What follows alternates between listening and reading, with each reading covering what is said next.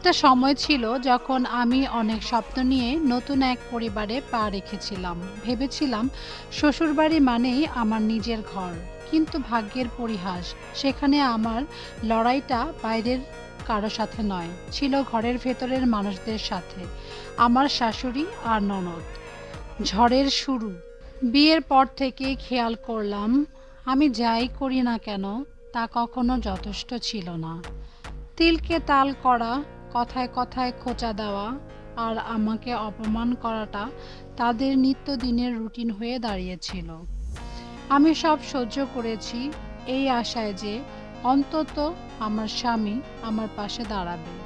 কিন্তু আমার জীবনের সবচেয়ে বড় ধাক্কাটা এলো যখন দেখলাম আমার হাজবেন্ড পরিস্থিতির সমাধান না করে উল্টো তার মা আর বোনের কথায় প্রভাবিত হতে শুরু করলো।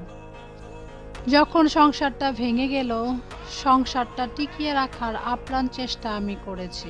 কিন্তু একটা পর্যায়ে গিয়ে বুঝলাম এক হাতে তালি বাজে না। যারা আমার আস্থার জায়গা হওয়ার কথা ছিল, সেই মানুষটাই যখন আমার সম্মান না রেখে বিচ্ছেদের পথ বেছে নিল, তখন আমার পায়ের তলা থেকে মাটি সরে গিয়েছিল। দীর্ঘদিনের জমানো ভালোবাসা আর বিশ্বাস এক নিমেষেই ধুলোয় মিশে গেল। হলো ঘুরে দাঁড়ানোর পালা। শুরুতে খুব ভেঙে পড়েছিলাম, মনে হতো সব শেষ। কিন্তু তারপর আয়নার সামনে দাঁড়িয়ে নিজেকে বললাম, কারো অবহেলায় আমার জীবন থেমে যেতে পারে না। যারা আমার মর্যাদা বোঝেনি তাদের জন্য চোখের পানি ফেলে লাভ নেই। আজ আমি সেই বিষাক্ত পরিবেশ থেকে মুক্ত। কষ্ট হয়েছে নিজেকে সামলাতে, কিন্তু এখন আমি জানি আমি কতটা শক্তিশালী। বিচ্ছেদ মানে জীবনের শেষ নয়, বরং ভুল মানুষের হাত থেকে মুক্তি পেয়ে নিজের মতো করে নতুন করে বাঁচার শুরু। একজনের জীবনের গল্প ছিল।